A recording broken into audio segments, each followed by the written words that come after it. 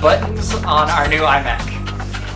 Come on, that's the easy answer. Well, the button was the podcast button.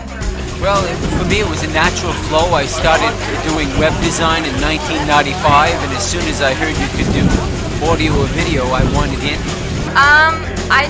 I started listening to different podcasts, and I realized that there just weren't that many out there for Catholic kids and teens. And so I was just thinking one day, and I was thinking, I like talking, I like sharing my faith, so I definitely started a podcast and just started talking about it. The thing that inspired me most to get into this business was money. I found myself to be very hungry, and I enjoy eating. I was inspired actually by the death of John Paul II.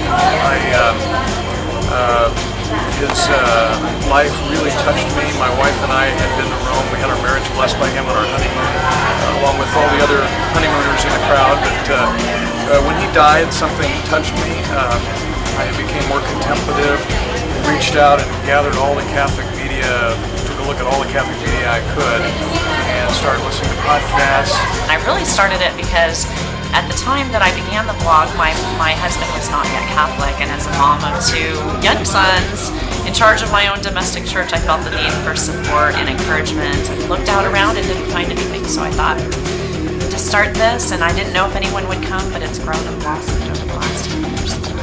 And for the first time, we actually started talking about God. I had already been doing a website from like 1998. And so as blogs were developing, I'm thinking, I don't need to go there because I already have this website. Then I was in Rome for an extended period of time, and a priest friend of ours was making a pilgrimage. He was blogging about it. And I looked at it and said, how does that really work? And so I started a blog really to investigate how this medium communicates. Desire to bring the knowledge about the history and the spirituality of the Catholic Church to the wider community.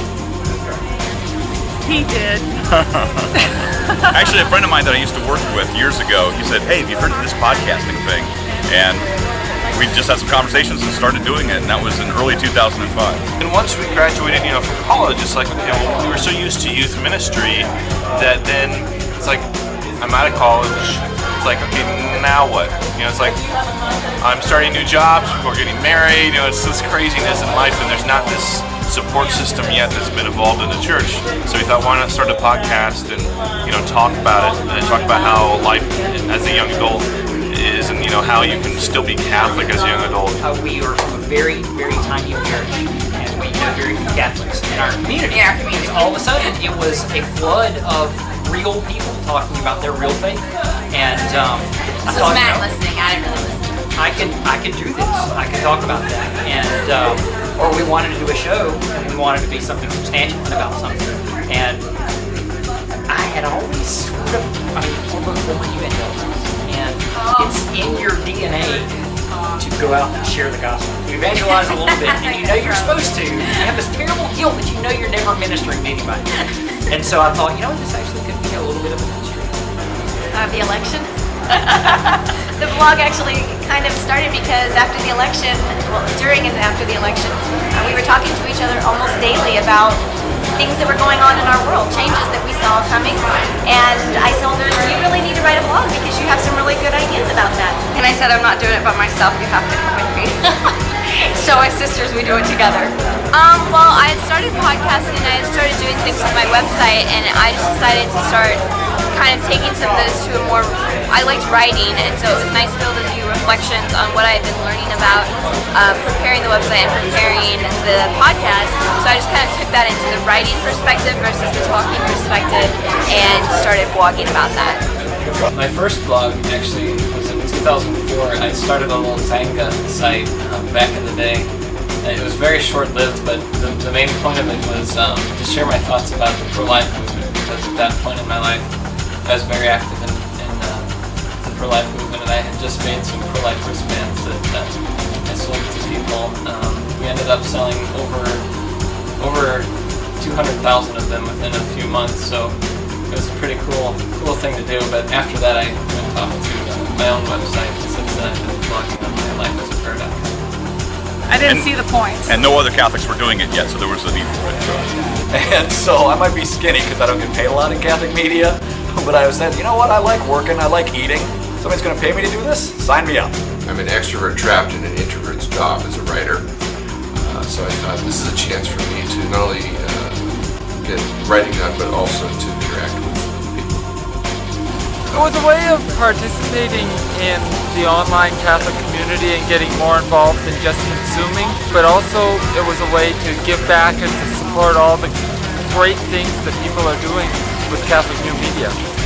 I was inspired to start my first podcast when podcasting was just brand new. I happened to be in the Vatican, and Pope John Paul II happened to fall ill during those days, and I went out with my recorder and just narrated what was happening, put that up on the web, and thousands of people were downloading that the next day. That's when I thought, this is it. You know, I started the podcast about 3 years ago, but the blog is actually celebrating its 10th year. 10 years of CatholicMom.com. We went from one little mom to about 100 contributors. Yeah, but you have to say, I mean, you have to credit Father Roderick and definitely Greg and Jennifer. Oh, yeah, it was those podcasts I was listening to. Because it was Daily Breakfast, and then Max said, you got to come and listen to the Rosary Army, because that was right when they had, I think, their first miscarriage. Yeah.